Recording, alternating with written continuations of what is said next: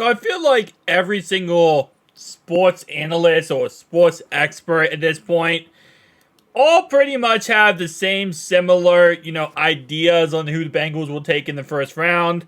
It's either Brock Bowers, it's Johnny Newton, it's one of the offensive tackles, or it's going to be Byron Murphy the second. I feel like that's kind of where we're all sitting at when it comes to these mock drafts, as you would say, for first round mock drafts. Now, obviously, Mel Kiper, not really too much of a fan of Mel Kiper personally, but he is well respected in the football industry. With that being said, the first round, you could probably guess who he has us taking, which is, of course, Byron Murphy the second, which, again, like I said, isn't really surprising. And that's not the point of this video. The point of this video is it's a 2-round mock draft, meaning he has us taking another player. Now, if you have not seen any of my videos and you don't know who Byron Murphy is from Texas. He's a Texas Longhorn. He's great at pass rushing. He's great at run stuffing as well. He's 6'1", 308, 21 and a half years old. Murphy is a gifted defensive lineman in both the strength and speed categories.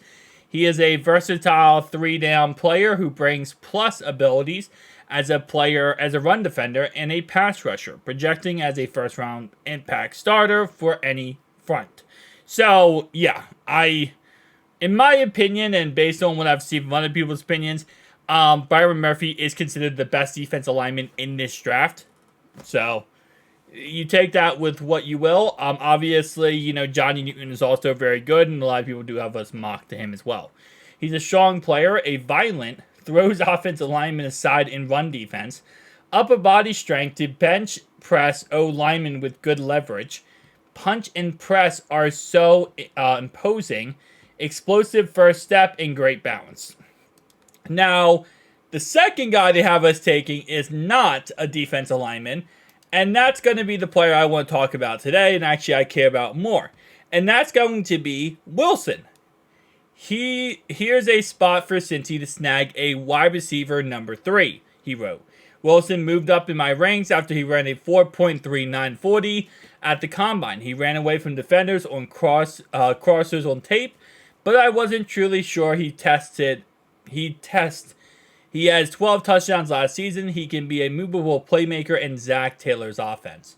So the question is, well, who is Wilson and what can we take away from this? Well, Wilson, if we look at this list right here, I believe he's talking about Johnny Wilson. Does he say the first name of the person is the question. Let me see. Might have to do the little searcheroo. He just says Wilson. Okay, let me see. Wilson.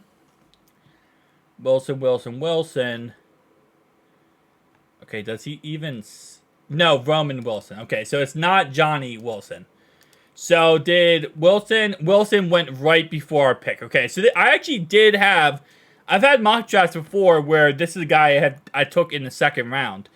And he's from Michigan. Not a bad option at all. 84.5 receiving grade.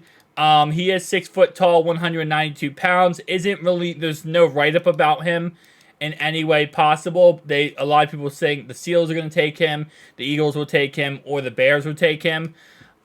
Yeah, I have no problem at all. Again, like I said, we can only go really what Mel Kipers said here, that he would be good for the wide receiver 3 spot, which I'll be interested to see, if they take